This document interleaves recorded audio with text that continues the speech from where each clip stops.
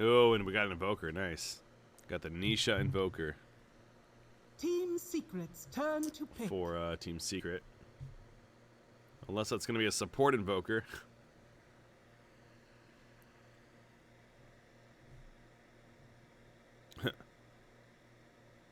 Frostless Gohan, that's been changed 30 times and still a shit item. 10 seconds. Is that really the remaining. case? Yeah. I feel like it still is used a little bit, but 5 seconds remaining. alright, so Elephant's last pick turn for to either pick. team. Secret's gonna go the Sand King.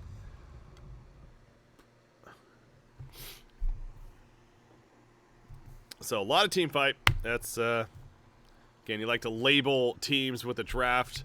And the reason why I'm saying a lot of team fight is because they have heroes like a Sand King. He's all about jumping in with the Blink Dagger, stunning and then popping his epicenter, or vice versa, I should say, epicenter first and then stun in. But either way, it's a huge AoE damage pulsing ability.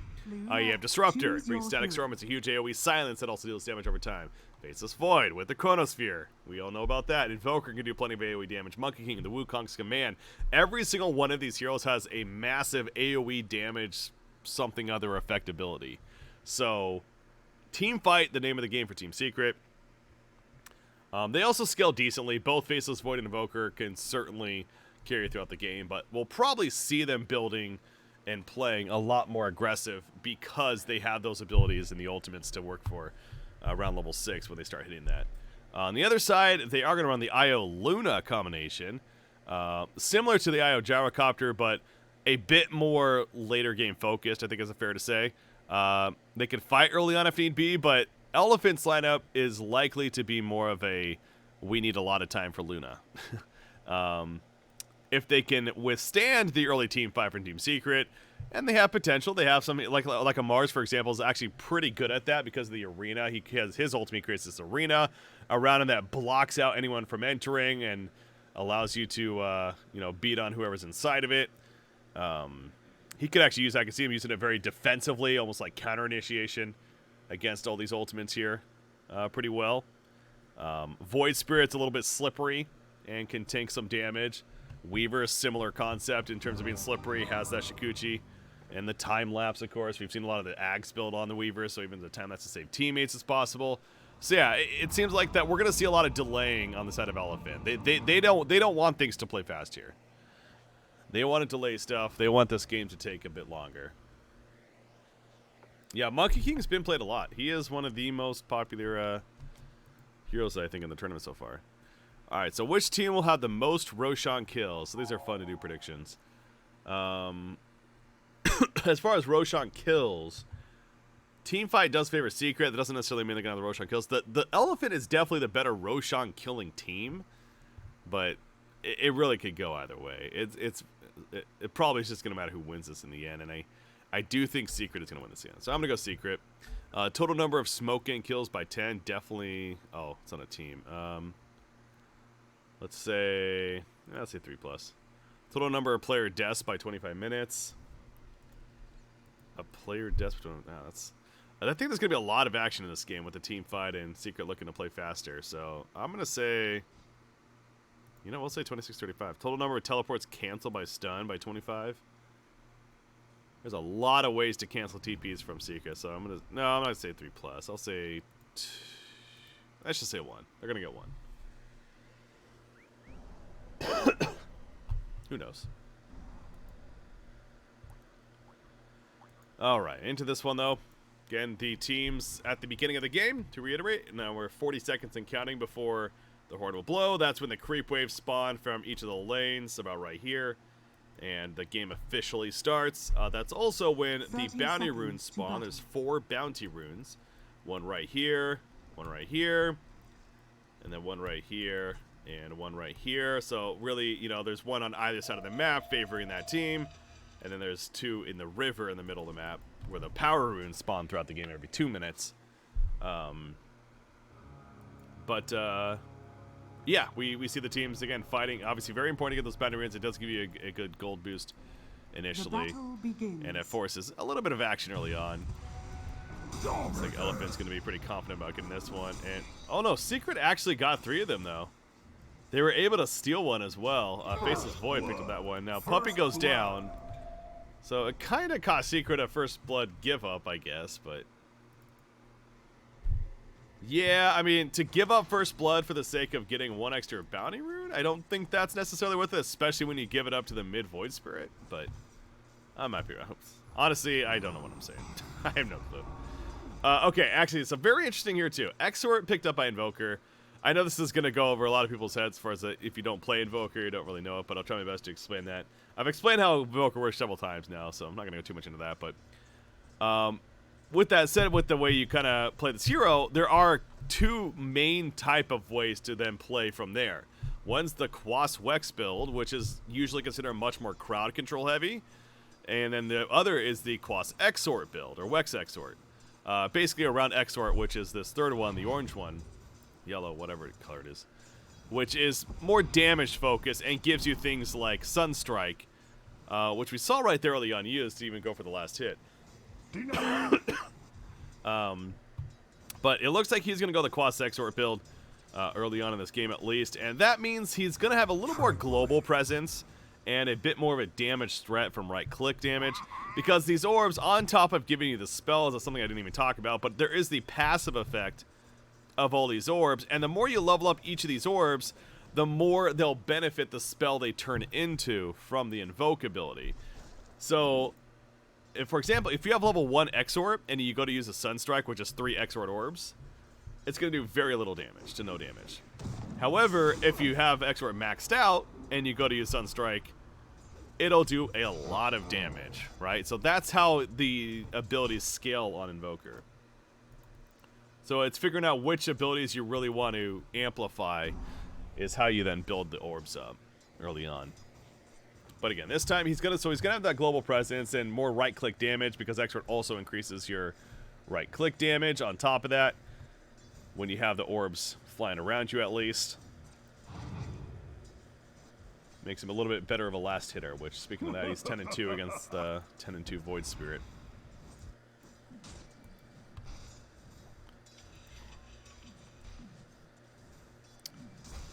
But yeah, I'm expecting level 6 on Secret on several other heroes, and a lot of fighting from there. That was a big bash proc, by the way. That almost killed Mars. That lucky bash proc, the time lock from Faceless Void, doing a lot of damage to him. Faceless Void as well as top lane Zai goes down. Okay. We're seeing another support Weaver. I guess Weaver really is just considered a support in this tournament, isn't he? Which I know we've had phases before, but I still find it kind of interesting.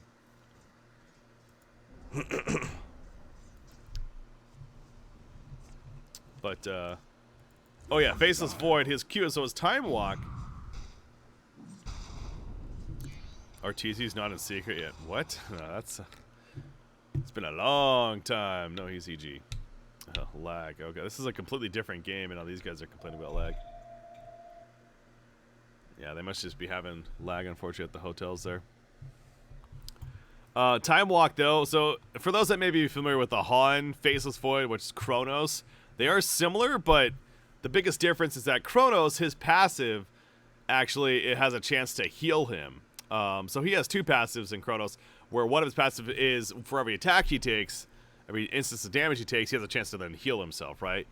In the case of Faceless Void for Dota 2, the heal comes with the Time Walk ability, so he still has that leap forward ability, but when he uses Time Leap, it actually takes him back 2 seconds, essentially, in terms of his life and mana pool. Or more so life pool, I should say. So that's how, so he could choose when he wants to heal. They're kind of different heroes that have I disagree. They started out the same, actually. I mean, Faceless Void actually had that rewind effect too early on, but they've changed now. But even now, they still are in a lot of ways the same hero.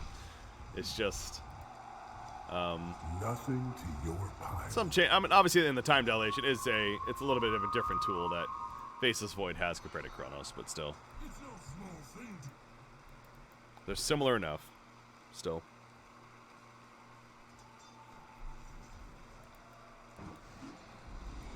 Top lane.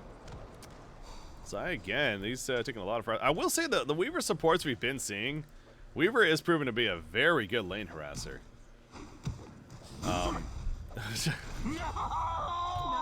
Okay, so that's a classic example of caster's curse right there. Whenever as a caster I, give praise to a hero or a player in the game, or talk about like, things are looking really good for them. This monkey's gonna get stunned there. And then they die like 5 seconds later. All things fall. My bad. Shouldn't have talked good about it. No, but Weaver has actually been looking like a really good harassing support. And what I mean by that is, as a support, especially in the safe lane, your biggest role is to, again, just let your carry get farm. You're not looking to get farm. You're looking to let your carry get farm. And if that means harassing or dealing damage to the opposition core, stacking camps nearby, doing creep lane pulls, we'll see occasionally. That's a mechanic we haven't really explained yet, but Zai is he in trouble? He's killing the bug. Okay, he's fine, but man, a lot of damage. Every certain while where the creep wave that's in the lane, when they get to about this point, you can actually pull this creep wave to right here, and it'll aggro the creep wave that's being pulled, or that's spawned and running in the lane, and they'll start fighting right here. And what that does, it pushes back the lane, so this creep wave wouldn't be here, so these creeps would go up, and it kind of resets the lane. So if the lane starts to get pushed out a little further than your carry likes, in the short lane specifically, because they feel a bit more vulnerable and they get harassed themselves, because if you're near your tower, obviously you're a bit safer. That's where the creep pulling comes into play. Oh, nice steal, by the way.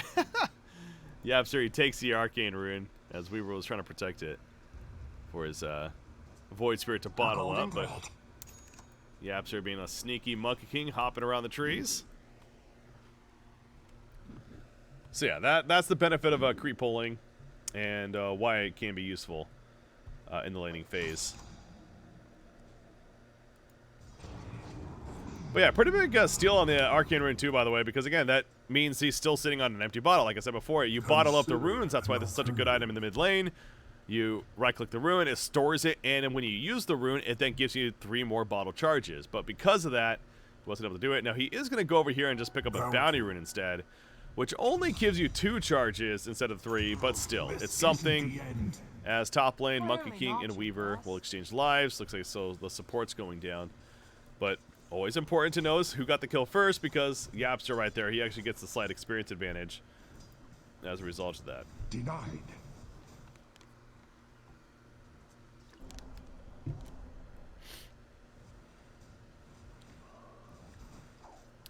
So we're going to see Invoker go the Hand of Midas build. This helps him really ramp up his farm, because naturally he's not the best at flash farming in the jungle, especially unless he really wants to use a lot of mana to spam abilities, which he usually wants to use those cooldowns of mana for potential fighting that may happen. But that's where the Hand of Midas can come into play for an Invoker. So yeah, he's going to pick that up soon, and we'll see him start to look a little bit better. But right now, top 3 farm and net worth is actually all looking good on the Elephant side. Love you. I'm sincerely hoping you get the opportunity to cast more Dota 2 games. Guys, again, I want to be very clear on something here. I understand how people are coming in and being like, oh, he's trying to become a Dota 2 caster again. I am doing a stream thing now. I am back in the freelance market because I lost my job last week. But I want to be very clear. This isn't me, what I'm doing right here. I'm not sitting here committing towards going full-time being a Dota 2 caster. I would love to cast Dota 2. Financially, if it makes sense, maybe I will look for more opportunity. But frankly, the last time I did it for the almost 3-year period, income-wise especially, it really wasn't the greatest. And I'm at a point in my life where I can't just sit here and say, all right, let's commit to full-time Dota casting again, and think that that's going to be an okay decision. So as much fun as I have commentating Dota 2 especially, I very, very likely am not going to be committing towards becoming a full-time caster, because, yeah, I'm too old for it, frankly.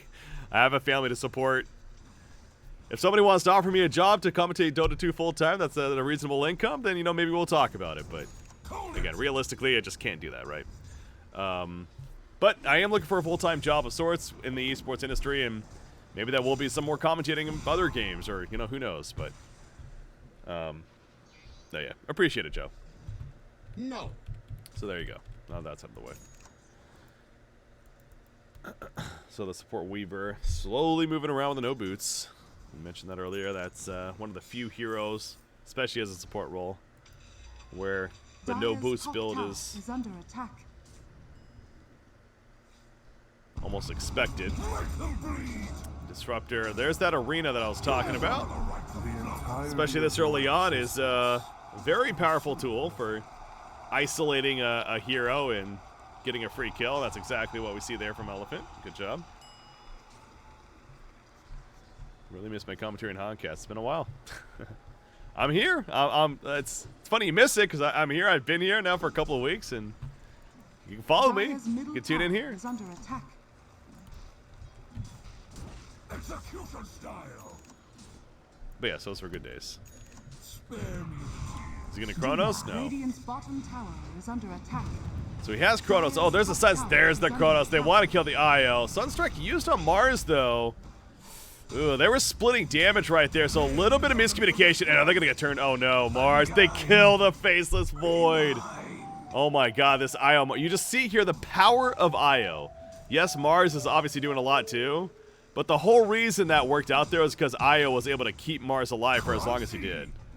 Come back stronger. And now Faceless, or excuse me, Void Spirit's here, and they're going to kill Disruptor. Victory. But the key of that, it came down to the miscommunication. We saw the Sunstrike coming out from Invoker. Very good tool, again, for global presence and assisting in kills. But when he Sunstriked Mars, Faceless Void went to Io to kill the Io. So they were splitting damage, and thus nobody died. Expended Io works. So again, well, we see right there, that's actually one of the things he does.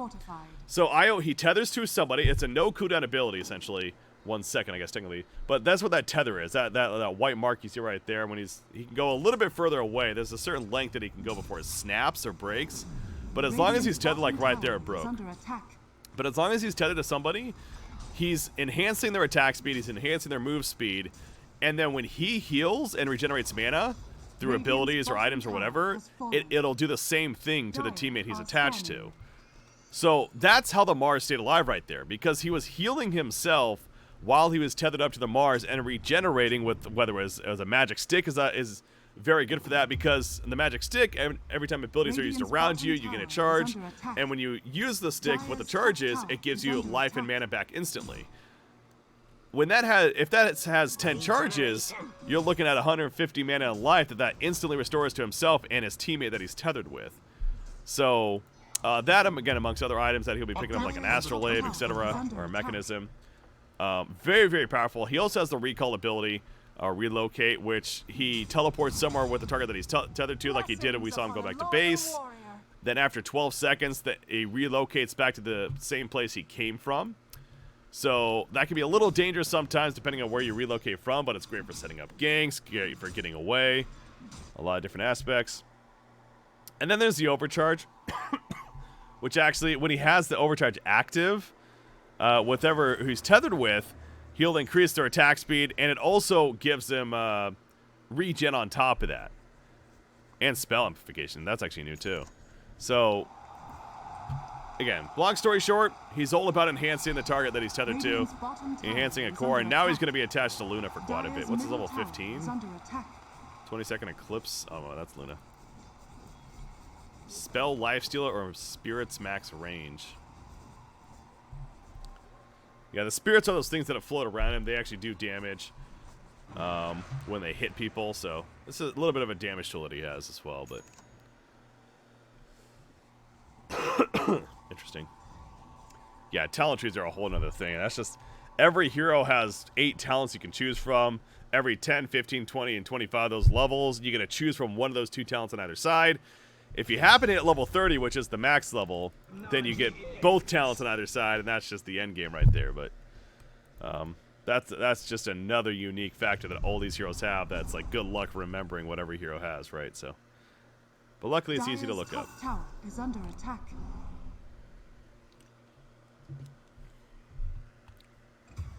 The grasslands.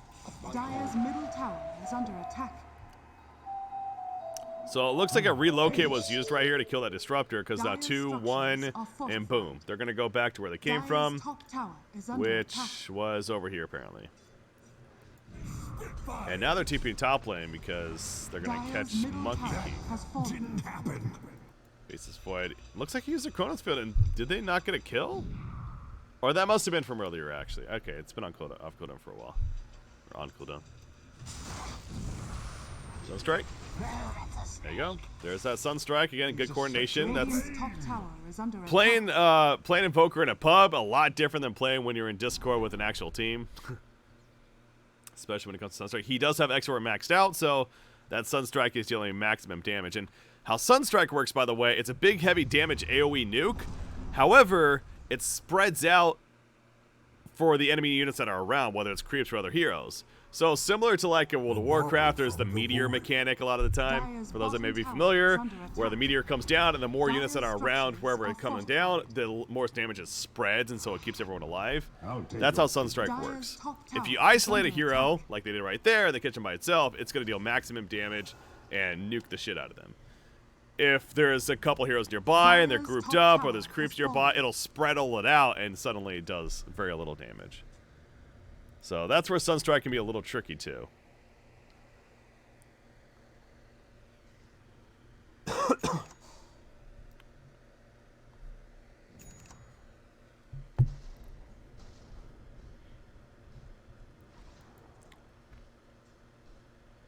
So Void Spirit's going the Axe build. It's really for his first item. Aghanims on Void Spirit's interesting. We saw that before. Ooh, the arena, but Yaps are a little too slippery. He was able to jump out just in time.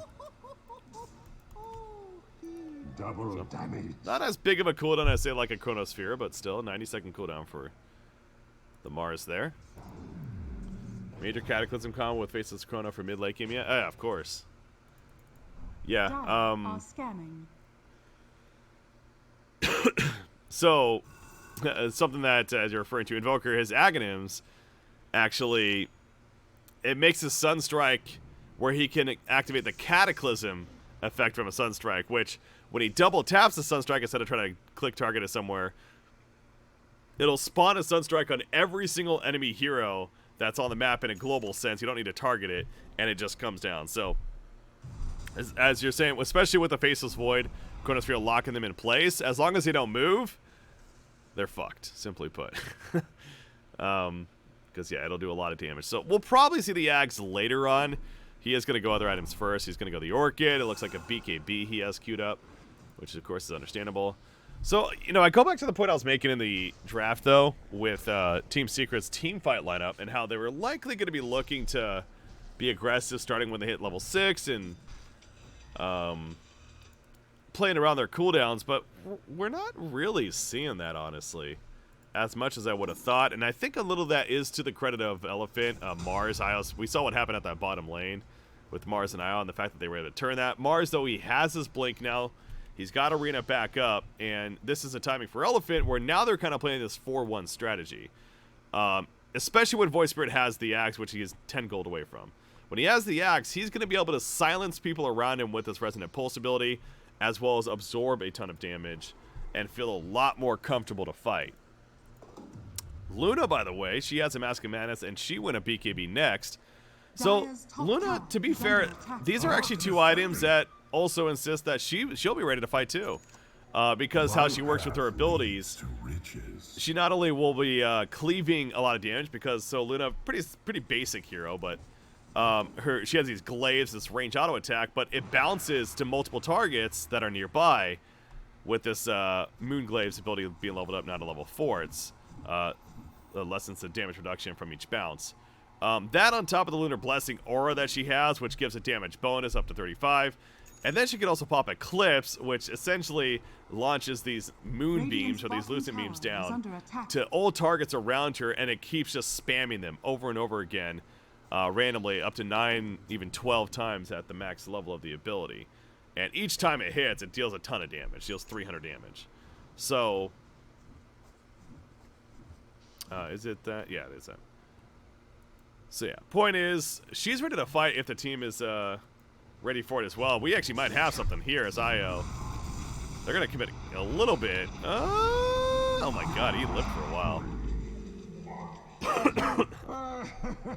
So, they didn't use a lot there. They used Static Storm, the only big ultimate. It's about a 90-second cooldown. But to kill the Io, that's good news. Now, Io does have buybacks, so I think we're going to see that here from Elephant. The second they realize Secret's fighting, and they smoke up, in fact, so yeah, we're definitely going to see it. Mars, he's got his blink again. Obviously, Roshan is very slowly going down, so not concerned about losing it. And never mind, we're not going to see buyback because it's not needed. That was good patience there from Elephant. I like the smoke play, too, because it really keeps Secret guessing as far as where they're at. And understandably, Secret choosing not to force it. Again, I will say that when it comes to overall this big team fight, it seems like that the Radiant has the advantage, but the initiation plays a big role in that. So if the Mars, for example, gets to go on first on the Sand King and the Invoker, puts that arena up, then all of a sudden you're starting behind on Secret's side, and no matter how powerful your abilities may be, if you don't get to be the one to jump first, then it's a different story. So they choose better of it.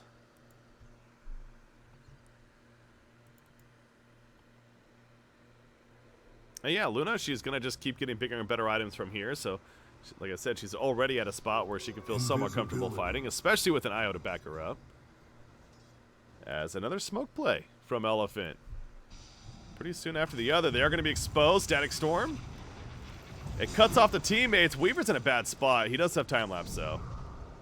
Ooh, Matumba, he wants to catch. There's the arena catch, meanwhile, in Zai. But he got glimpsed back. Oh, no. Mars got glimpsed back. Zai, he still has his epicenter. There's the Chronosphere, though. Luna. Gonna be the focus on strike hits, but she doesn't care too much. She's got the BKB up, but she's lost teammates around her. Io and Mars get picked off. They both have buyback. They're not gonna go for it, though. I'm surprised they're not buying back, to be honest, because they're definitely still fighting this right now. Luna still just trying to kite around. Never mind. She is dead. Weaver also chasing. That ain't happening. And Void Spirit's like, well, I can try, but yeah, I am surprised they didn't buy back the whole time. I feel like Io at least maybe could have bought back there. But Mars not having the arena, maybe he figured it's just not worth it. Void's hanging around. This is not a fast killing Roshan team from Secret. And what I mean by that, so there are certain heroes and team makeups that'll just be better for killing somebody like a Roshan. Roshan has a ton of life, but also like a ton of physical resistance especially, and a ton of magic resistance. So unless you have a team, usually more along the lines of like just a lot of right click that maybe amplify each other, like a Vengeful Spirit around a Luna or a Sniper, something like that, it's going to take a bit longer. There are some heroes, as mentioned before, like an Ursa, Troll Warlord. These where the more they hit a target, the better they'll be. So, like, they're great against Roshan. But neither team, honestly, is the best at killing Roshan from the looks of it. Especially Team Secret. So, that's twice now they've kind of tried it and haven't been able to kill Roshan in the process. Radiant's middle tower has fallen. Yeah, welcome to the stream, guys. If you have any questions, I can do my best to answer. Feel free to ask them, though. This is no stupid questions here. Try not to keep them Dota related, of course, the game at hand. But it's one of the points of this stream is to help teach or learn together. Oh, nice catch, Weaver. He's gonna save, though. The IL save and the time lapse on top of that. So Kronos, it's not up for 15 more seconds. There's the epicenter, but out comes the arena as well around Roshan. Roshan's still plenty alive. Buyback from Sand King. Epicenter was used, though. But BKB was as well from Luna. Where's Io? Io's ready to save if need be, I think. Getting a glimpse. Needs to save now. Where's the save? There's the save attempt. Liz gets pushed back. Not going to be enough. Down goes Luna. She buys back, though, so this fight will continue. Io also buying back after his death. Mars. Sunstrike on top. Good placement. Yang trying to mitigate damage. Ain't going to be enough. There's the Chronosphere. Void Spirit caught in the midst of it. Wukong's command put down on top. But Void Spirit, apparently a little too difficult to kill, and maybe Secret wanted to reset this, as in the backline, Super. That's a support Weaver, though, being supported by Io. Maybe not the most scary of combos.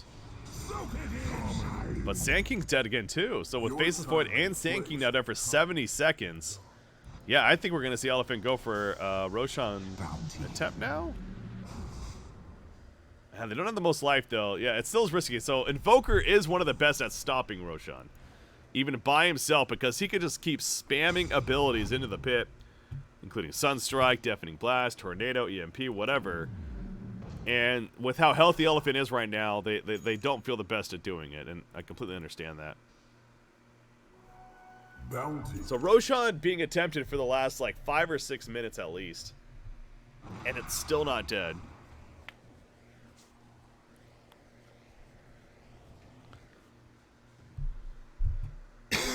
Are scanning.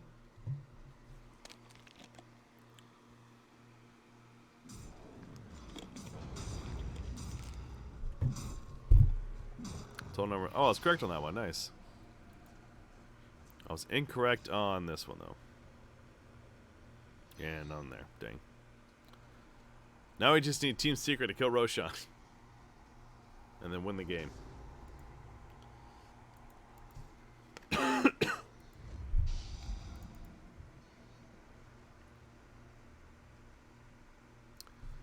Elephant's being very active with these smokes. Which I would think if I was to guess which team would have used more smokes by now, I would say Secret for sure, with the way that they're looking to fight. But Elephant's been the very active one there.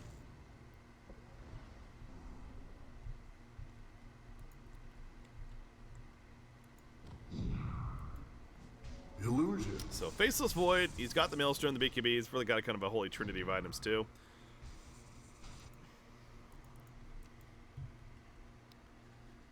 And again, Faceless Void, multiple items, giving him some, or I guess Maelstrom doesn't give attack speed. If you can see upgrade maybe, but attack speed very good on Faceless Void because just like any hero that has a proc chance passive, attack speed's naturally going to be good on them. Gives them more chances for said proc to go off. You see right there, Void Spirit using an illusion. You'll see this when an illusion movement's picked up, or if they have an item like a Manta style, pick an illusion.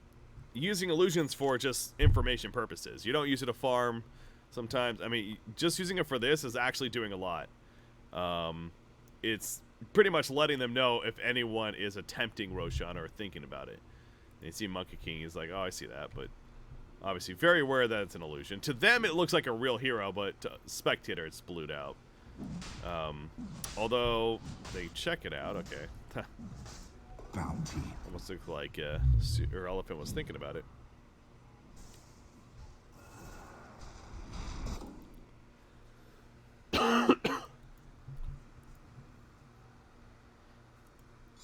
Radiant's bottom tower is under attack. So Invoker, let's see, if a Shiva's coming or something. My gratitude.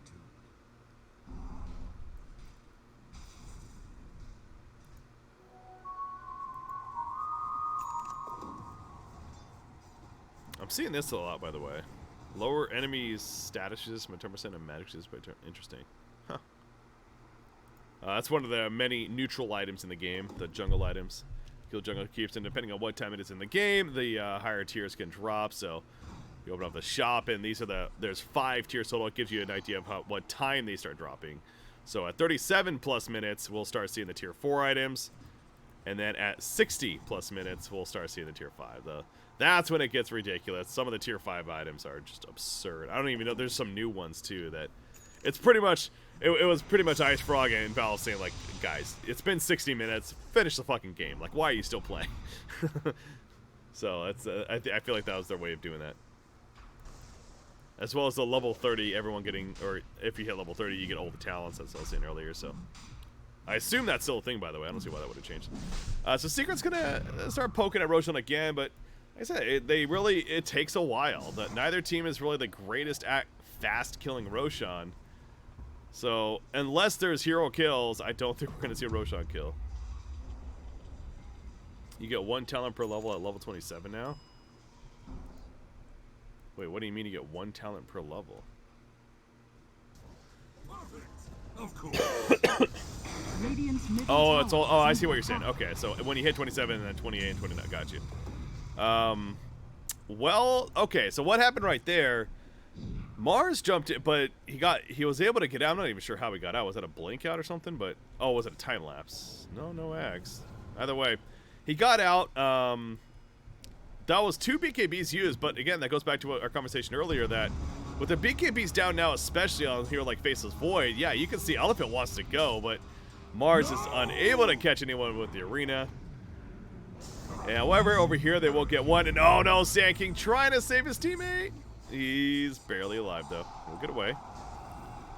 Monkey King thinking about going back in. Nisha charging in as Alacrity puts down an ice wall. That slows you down massively if you run through it. So it's kind of a choke point there. But you are seeing a classic case though of neither team wanting to overcommit. These two teams definitely respecting each other as they should, especially with where we're at in this game. This is still a very stalemate place. 30 minutes now in. There is no clear advantage. Invoker is the top farm in the game. And she's going to go for a solo kill on Mars, but no. Mars could just walk away. He's also building pretty tanky himself, I'm sure. He does have a BKB too. See right there, the Sunstrike hitting.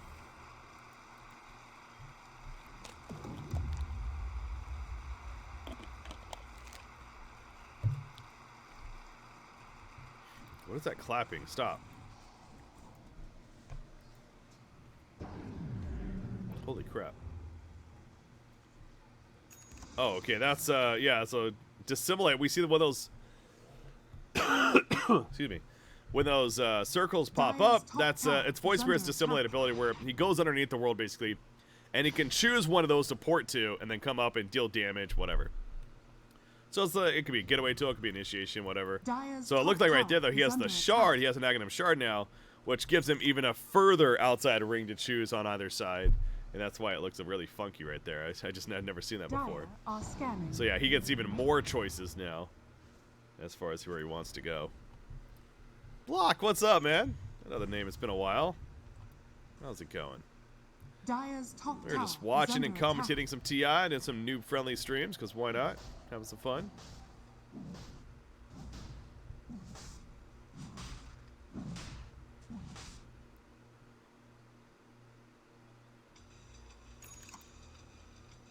Huh.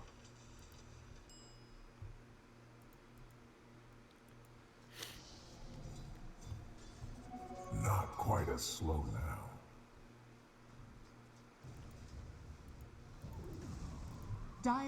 You You see Weaver farming right there, but again, that's another strategy that teams will do. And that's where some mind games start to come into play, where the Radiant team, they see Weaver, a support Weaver middle, kind of just farming out the lane. You figure, oh, let's just kill him, he's by himself.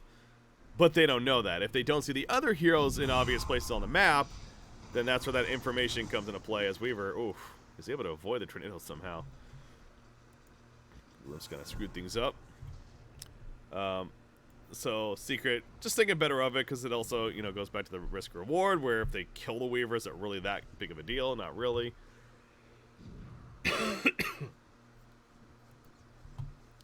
One thing with Weaver, actually, it's kind of a side thing, and we rarely see it, but it could be a factor where how his mechanic of time lapse works with buyback, where if he was to, like, if he's to get jumped right now and die, like, well, let's see if he does it. No, he wouldn't do it because there's no point. But okay, it's kind of funny timing.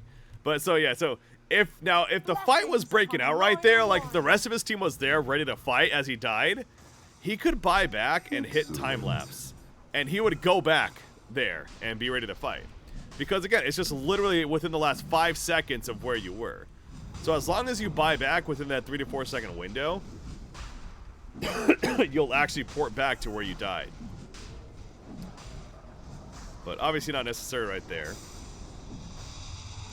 And we finally see a Roshan. So it's just that one kill. Even though it's a support Weaver, it's enough. They do have enough to get the kill. And Mjolnir now picked up on Matema Mance. He's getting a little more attack speed. Effect, he's going to put down the faces, or the Chronosphere.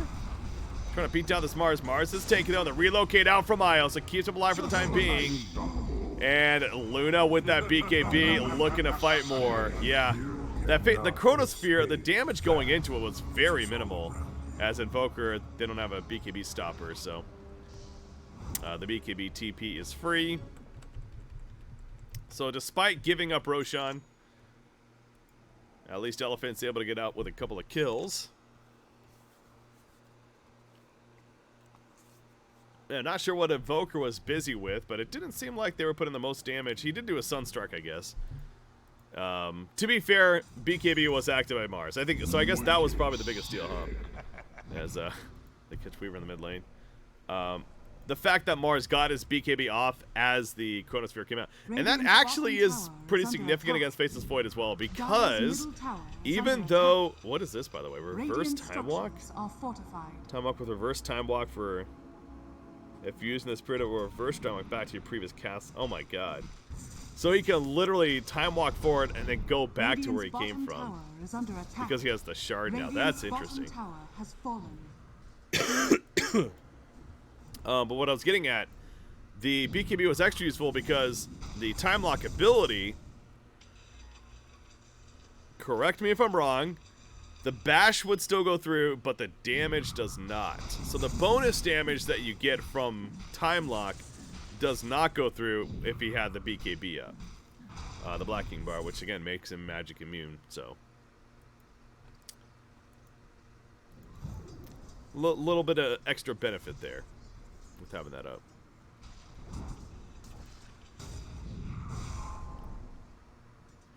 God, what the hell is this?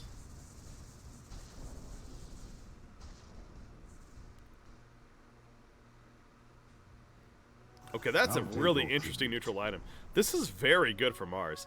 This is just, there's just so many neutral items in the game now. It's kind of fun to look at and read what they do, but learning together. So this one, very good on any hero that you think may get initiated on initial, in the beginning. And Mars is kind of that because he's, if anything, going to be in the front line, and he's one that, will jump in himself. But as you see there, whenever he gets attacked by a hero, he gets 100% miss chance against that hero, against him even.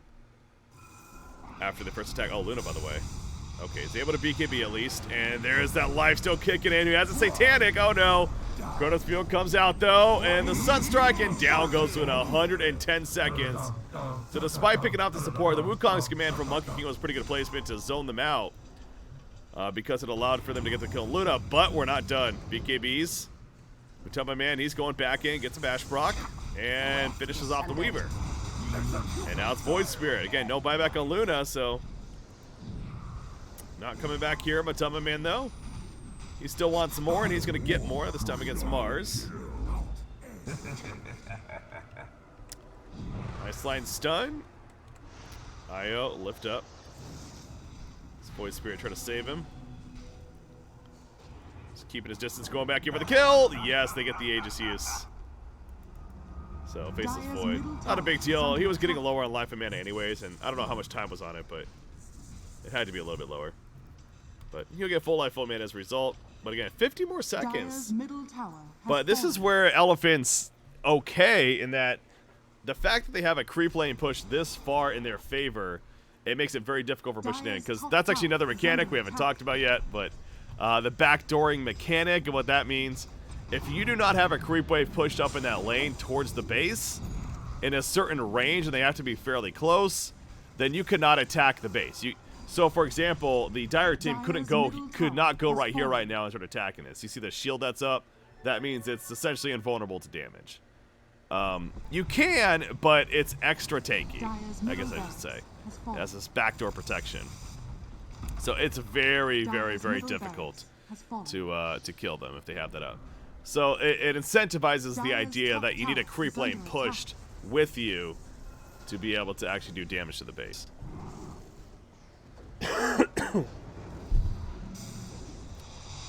God, I remember in original Dota games, and even the early Han days, that was like a thing people would just say. It's like, hey, no backdooring, guys, because like that mechanic didn't exist.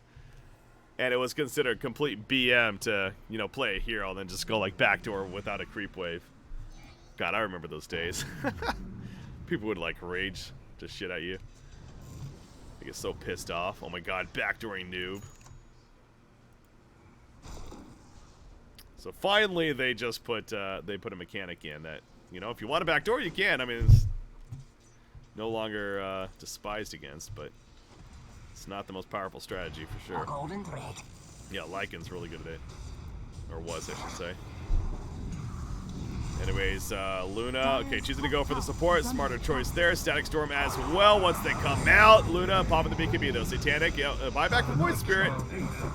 And now the turn. They catch him a Tumbling Man, but he's got that time walk so he can get through the arena. Not necessarily concerned. Sand King avoiding the initial hit. The yields is not enough though. Your fate So we'll take a look at the buyback tab. touch my path. It did require a buyback on the Void Spirit as well as the IO. What is this? Cyclone's your hero for 0.75 seconds. Zaps an enemy, dealing 200 damage and 40% slow. Dire's bottom tower is Oh under wow, attack. so this like just randomly Dire's bottom zaps tower people for has damage fallen. around you. Interesting. But he doesn't actually have it. He is using a Spell Prism though, which is Radiant very are good scanning. in that it reduces the cooldown by 18%. So his ultimate right now Radiant's middle tower is under attack. quite a bit less cooldown. I think it went from 130 to 114, which again, 15 seconds is like big bottom picture. tower Maybe is not that under big of a deal you attack. think, but I guess big picture it is what I meant to say. You may think at the top of your head it's not, but it can definitely be a difference maker. There's been plenty of times where you see just that slight timing difference of like one team going in because they're off cooldown and the other team still needs like 15-20 seconds. Oh, not the case anymore for Faceless Void. It's going to be up a lot sooner.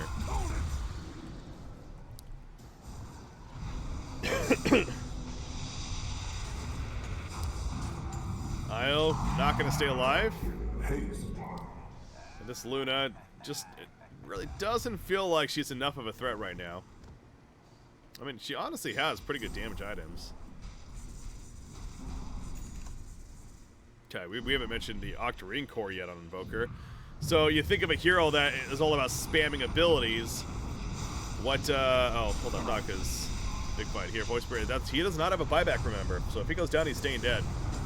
And he's a little slippery though, he gets out, and they kill the Faceless. Nisha also goes down the arena turn. That's a Wukong's down from Monkey King, but as a support, they're not necessarily most worried about the damage that's happening. You're not fit to And they fight finish my off the Monkey King as well. So, oh man, staying alive right there my speed. on the Void Spirit, proving to be clutch. I guess Aeon Disc. Did he just get that? I think he might have just gotten that. That did not proc right there, so he has that now though. So next time he does get jumped, then he'll have an Aeon Disc to help keep himself Radiant's alive. I middle mentioned that tower earlier. is under What that attack. does, where it essentially makes him immune for 2.5 seconds. And a couple of buybacks for us though. Both cores, Invoker and Faceless Void, using their buyback. So again, take a look at the buyback status. As we're at this point of the game now, much more significant. Got a good 7.5 minutes before they're gonna have buybacks ready again. You have the gratitude. You see them using the Sunstrike to check Radiant's Roshan. top tower is under attack. Radiant structures are fortified. I feel like as a spectator, we used to be able to tell when Roshan would be up, but this doesn't tell me when Roshan will be up, does it? Radiant's top tower has fallen. Did they change that maybe? Because unless it's like one of these blips, then it doesn't really tell me anything.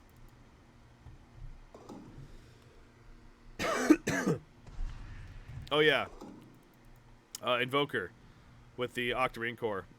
Reduces the cooldown time of all spells and items by 25%. So naturally a very good item for a hero that's just all about spamming abilities. Then he just picked up a Timeless Relic, which increases all outgoing spell damage and debuff duration on top of the Dire's bottom passives that it tower is does. under attack. Oh, well, I guess that's what that is, the passives. Never mind. Point is, that's a lot. So he's actually scaled very nicely. What does Luna have? Luna using this. Good. That's actually very smart. So Luna playing the Elven Tunic route of getting more evasion to deal with the Faceless Void. That, as well as a Butterfly, she has a lot of evasion. And that's it's very smart against a hero like Faceless Void, of course, where, you know, he's going to lock you down with the Chronosphere, so you might as well get items that'll help you stay alive while you're out of commission for those, what, 3.5, or excuse me, even 5 second duration that we're looking at there.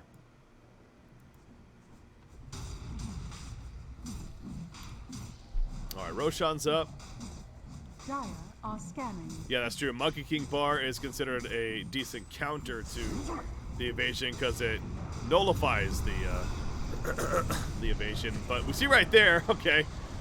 Oh wow, she stayed alive. That was actually, was that a time lapse? That kept her alive. Oh my god. That was insane. And he gets relocated out. Was that a time lapse or what was that? Did she get pushed out by something? I don't think that was a time lapse because that was off cooldown. Something saved her. Either way, Monkey King is going to go down, and I think Elephant's going to win this fight now for sure.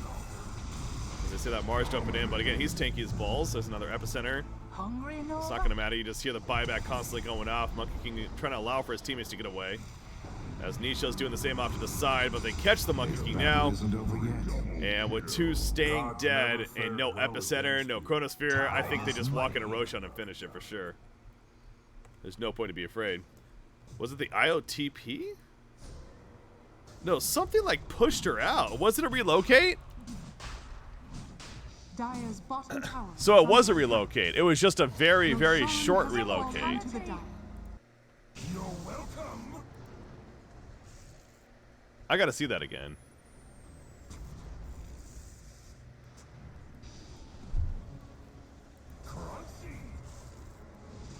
Oh wait, this is after. Vanished, but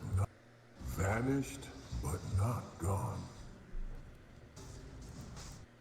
Dire are scanning. So it's right here. There's, where's that? Yeah, it was a relocate. You're right. So he timed it perfectly. That's what. Oh my god. Oh my god, that was clutch.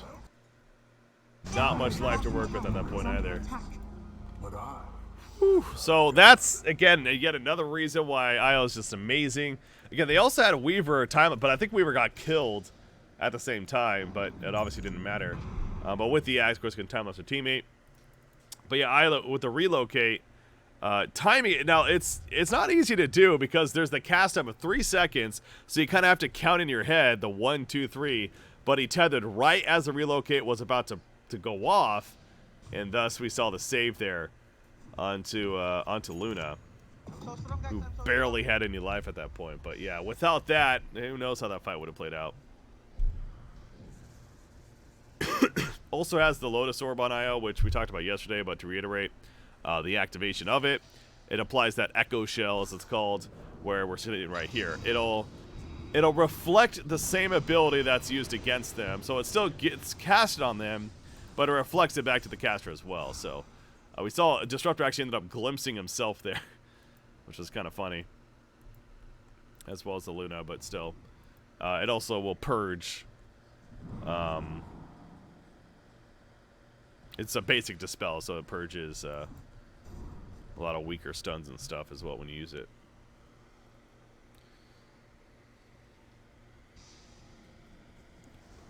So yeah, Elephant has completed this kind of 4-1 strategy as far as play. You can just see the way they built too. It's just all around the Luna, which naturally makes sense. Radiant's top tower is under attack. double Ooh, down. they're going top. What is this? That was a relocate, right? No, wait, never mind. What? Okay, never mind. Are they relocated? They are. Okay, now here comes the relocate. They're Dire's scouting. bottom tower is under attack. Dire's find them, bottom though. tower has fallen. Yeah, Luna with the Aegis, so as usual, the opposition is not looking to fight while she has that, unless they can get a free pick. So about 2 more minutes. Luna's sitting on 9,300 gold, by the way, so okay. She's got a staff queued up that enhances her Eclipse, I believe, still, yeah.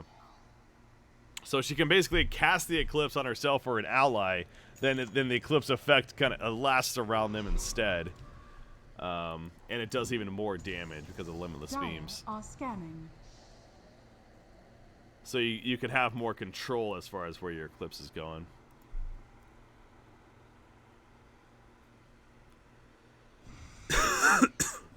Nope, now she's changing it. She doesn't know what she wants to get yet. Now she's right-clicking Aeon Disc, so even more save. So yeah, you can tell they're talking this out. Luna's trying to decide what what she wants. 10,000 gold is now saved up, but Aeon Disc would certainly be another good item. She is getting to the point where she could just give up her power tread. She could hold an item in her backpack and then swap in for the power treads maybe as like a fight breaks out where the movement isn't as necessary. We'll see. She did end up getting the egg, so she eats the eggs, and that allows her to get the Eclipse now. So okay, that's what she did right there. So I was honestly not sure how it works in Dota now, but so she gave herself the Aghanim's Blessing, which it allows you, if you have an Aghanim Scepter for 1,600 more gold, you can basically make it a passive on yourself. So it opens up an inventory slot. That's what she just did right there. So now she has the Eclipse ability that we're talking about, and now she could still get something else in her inventory, whether it's upgrading the Dragon Lance into what's called a Hurricane Pike, which is like a better version of the Dragon Lance, and it's also kind of a tablet ability or a pushback, and increases her range quite a bit as well. It's not a bad item, so we'll probably see a full Hurricane Pike, if I had to guess next. Swift Blink is a good item to swap out treads. Oh, is that a neutral item? Oh, there's Flicker as well. Nice. God. Yeah, seeing some of these. Witchbane. Your attacks deal bonus damage. You go to 4% of your target mana. Huh.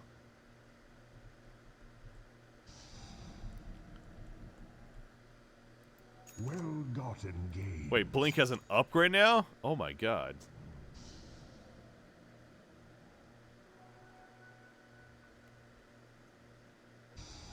What the fuck?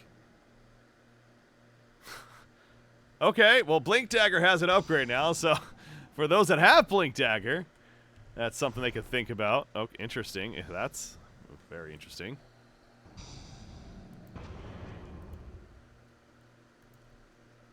So, I mentioned earlier about the neutral items. 60 minutes is when we get the tier 5, and if we start getting tier 5 items, that's where it can get pretty ridiculous. Like I said earlier, that's kind of the Valve making the point of, all right, the game's over. Let's try to finish this now.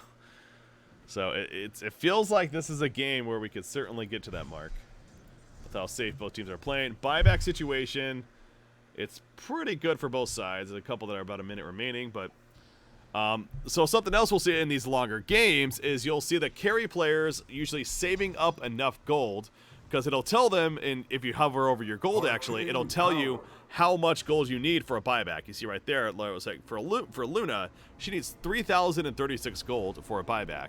So as long as she has that much gold, she'll be good to go if she happens to die in a fight, and be able to come back in.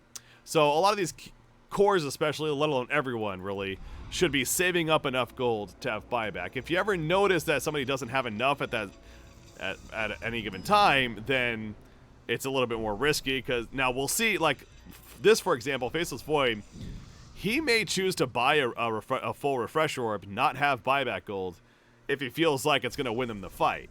Because obviously, that's where that kind of balance comes into play, right? Where, yeah, sure, I have buyback gold, but then I don't have double ultimate. Where instead, if he buys a Refresh Orb, he gets to use 2 Chronospheres, and that could be the difference in winning that upcoming fight. So that's going to be really interesting to see what Faceless Void does here, but it's also, again, a mechanic to keep in mind as we've entered really more the late game stage of this game. That's another strategy that you'll see these players and teams looking to execute off of. And really play around as well. The risk versus reward mechanic, yeah. Is under attack. Dire's courier has been killed. Radiant's top tower is under attack.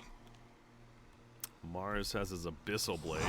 Like a deep So that's another stun, more crowd control provided. It is BKB piercing as well, as we talked about.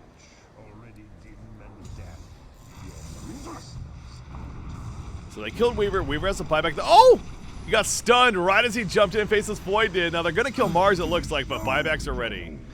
So again, they committed a bit right there, including the Chronosphere.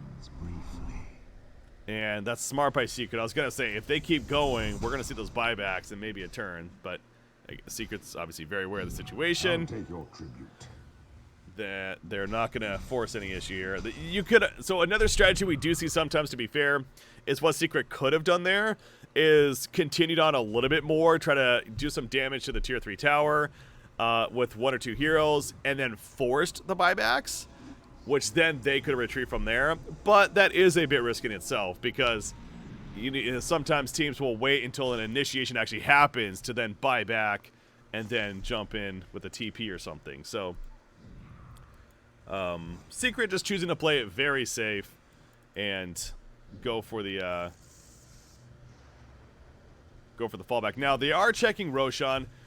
Another thing I don't think I've talked about yet, but with Roshan, they don't know exactly when Roshan's going to spawn. It is a random spawn time. It starts at, I want to say, like, as soon as 7 minutes it can spawn, or 8 minutes even. Maybe it's 8 minutes, but 8 to 11 minutes, yeah. So it's anywhere from 8 to 11 minutes and anywhere in between. So you'll see teams constantly checking it as, by the way, Faceless Void. Oof. That got really close right there. A lot of BKBs used. But it did not require buyback. So Elephant's got to be very pleased with what happened right there.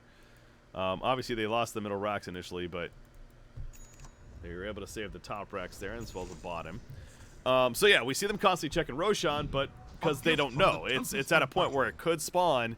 And right there, for example, especially with 2 heroes dead, if it spawned right around the 8-minute mark, then that could have been lucky RNG for Secret, but they would have likely taken Roshan and then gotten the big items from them. But it doesn't spawn, so now both teams, where we're going to be entering now, is another Roshan stage, where it is coming back up soon.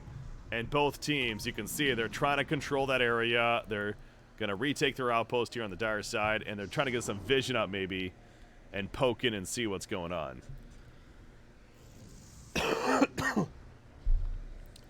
But we're likely going to see another Roshan attempt in the near future, and another strategy that you're going to see around the Roshan timing, especially this late in the game, is, in this case right now, the Radiant team is doing a good job of it, where you see the map, their lanes are being pushed in their favor. And what I mean by that, the creep wave are being pushed in their favor. Now, naturally, the mid lane is going to be pushed in their favor because of the racks being dead. It enhances their creeps that spawn from this lane, both in damage and life.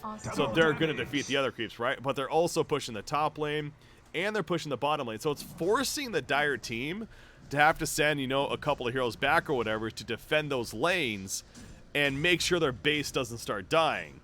And so it's kind of naturally giving Team Secret an advantage right there. And by the way, they catch Void Spirit. He did pick up that Aeon Disc, though. That'll keep him alive. Void Spirit, dead. Never mind. Kept him alive for a little bit longer, but the Chronosphere makes it a no-go. Ooh, Luna with the refresher. Okay. Dire's top barracks are under attack. So this is one of those cases of, yes, it's great with the ultimate as well, especially with the Ag's effect, but it also works on items, remember. So she can also refresh her Satanic and BKB in a fight. Roshan is up, by the way. Are they just going to give this up? It is going to drop an Axe with a cheese, and it looks like they are. So Elephant, they don't want to risk the buybacks. They don't think it's worth it. They are actually going to make the decision to just give up a third Roshan kill. So we're going to see an Axe, most likely on Invoker. Would be my guess. A free Axe from right now. No. Oh, they gave it to Faceless. Okay, so they gave it to Faceless.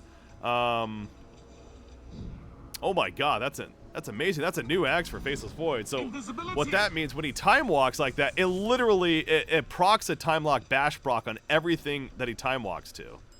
And time walks on a 3.7 second cooldown right now. So he's going to be AoE stunning things every 3.7 seconds. That's insane. Yeah, Void's still dead for 45, so they're likely going to need to go for a buyback. They're going to defend the bottom. You can't just give up Mega Creeps, though, right? So they're going to defend Mega Creeps. That's where we'll probably see the buyback come into play for Elephant. Oh, that was the backtrack used right there. All right, out come the meatballs. That's Invoker for you. The triple meatball strat. That was a relocate save on a Mars initially. But Radiant team, Team Secret, is like, all right, let's just refresh.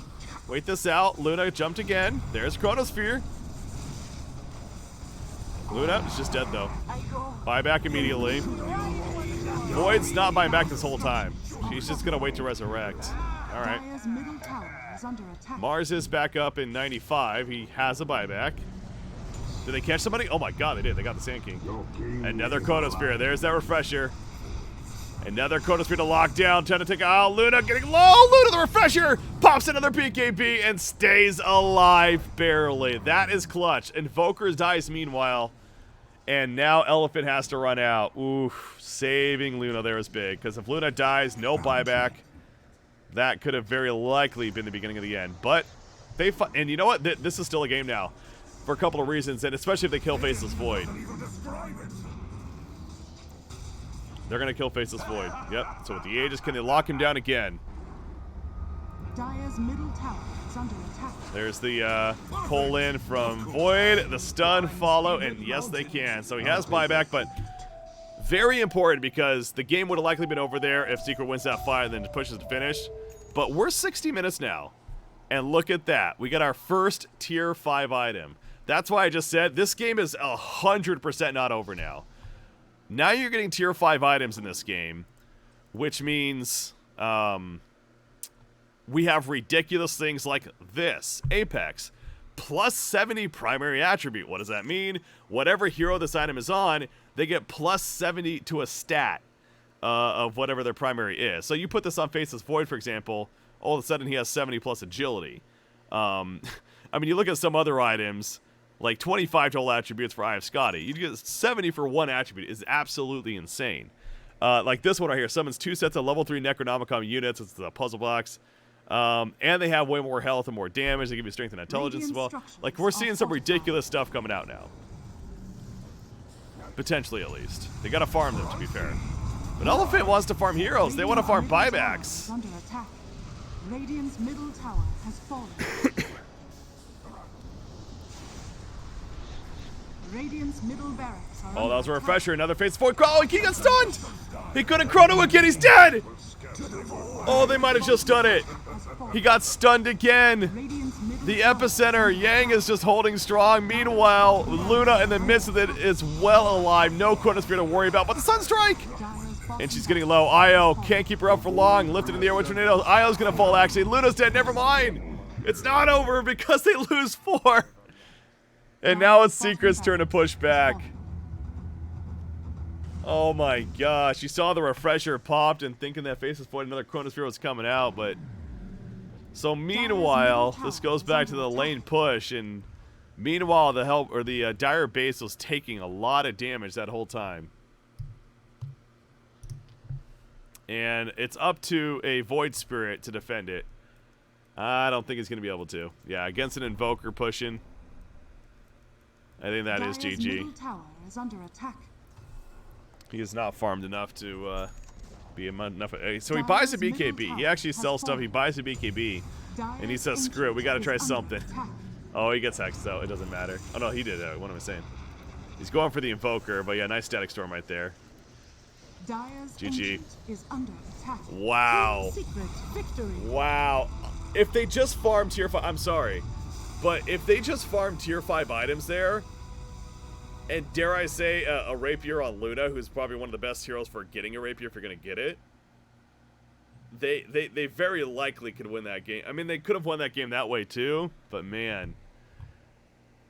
I mean, obviously they had to make a decision either way. It's easy to say in hindsight. But I really do wonder if they instead farmed the tier 5 items, how different that could have been.